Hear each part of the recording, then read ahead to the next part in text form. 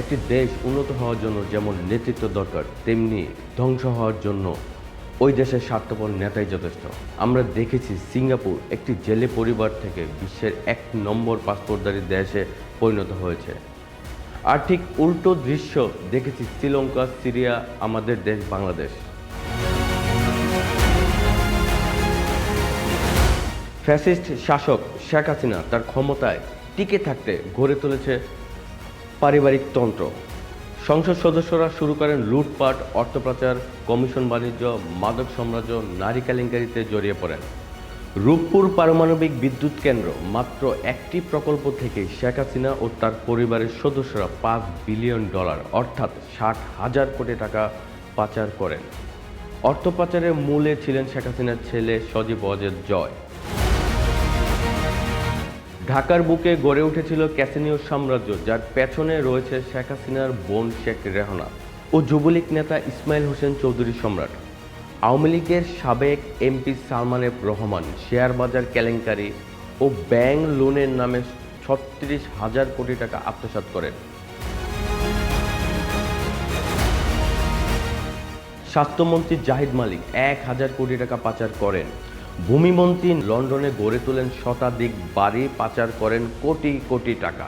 কক্সবাজারের সাবেক এমপি আব্দুর রহমান বদি গড়ে তোলেন ইয়াবা সাম্রাজ্য। অন্যদিকে মায়া চৌধুরী ঢাকার বুকে ইয়াবা ফ্যাক্টরি তৈরি করেন, যা পরিচালনা করতেন তার ছেলে দীপু চৌধুরী। গুম, খুন ও সন্ত্রাসের গডফাদার 7 মার্ডার খ্যাত নারায়ণগঞ্জের সাবেক এমপি শামীম ওসমান। নারী কেলেঙ্কারিতে নাম আসে শেখ হাসিনার ভাই ও সাবেক সংসদ সদস্য শেখ সেলিম। তার পার্মানেন্ট রক্ষিতা ছিলেন নায়িকা নিপুণ। অন্যদিকে ডাক ও টেলিযোগাযোগ মন্ত্রী জুনায়েদ আহমেদ পলক নায়িকা নুসরাত ফারিয়াকে না দেখলে তার ঘুমই আসতেন না।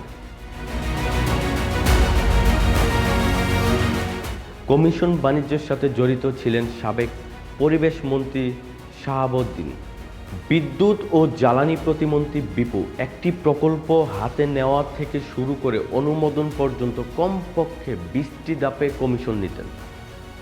এছাড়াও 41 জন এমপি মন্ত্রীর বিরুদ্ধে দুর্নীতির প্রমাণ পাওয়া গেছে। প্রায় সকল সংসদ সদস্যের বিরুদ্ধে দুর্নীতির অভিযোগ পেয়েছে দুদক।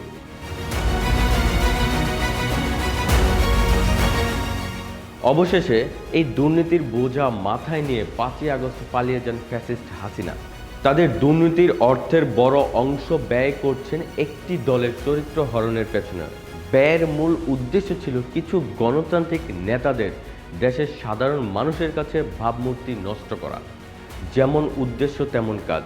এই অপপ্রচারে অংশ নিচ্ছেন তথাকথিত ভারতীয় media Republic Bangla, content creator Jacob Milton, Gautam Das, Pinaki ছাড়াও আরও অনেকে। মির্জা ফখরুল ইসলাম আলমগীর, মির্জা আব্বাস উদ্দিন আহমেদ, সালাউদ্দিন আহমেদ, আমির খসরু, ইকবাল টুকু, রিঙ্কু, রুমিন ফারহানা, আমানুল্লাহ আমান সহ অনেক নেতার বিরুদ্ধে মিথ্যাচার করছেন।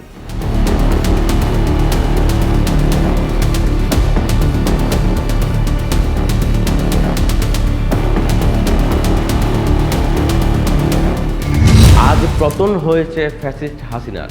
বাংলাদেশ এগিয়ে নেওয়ার জন্য অপেক্ষায় আছেন জাতির শ্রেষ্ঠ সন্তান তারেক রহমানের। তিনি আসবেন, এদেশের হাল ধরবেন, এমনটাই প্রত্যাশা সাধারণ জনগণের।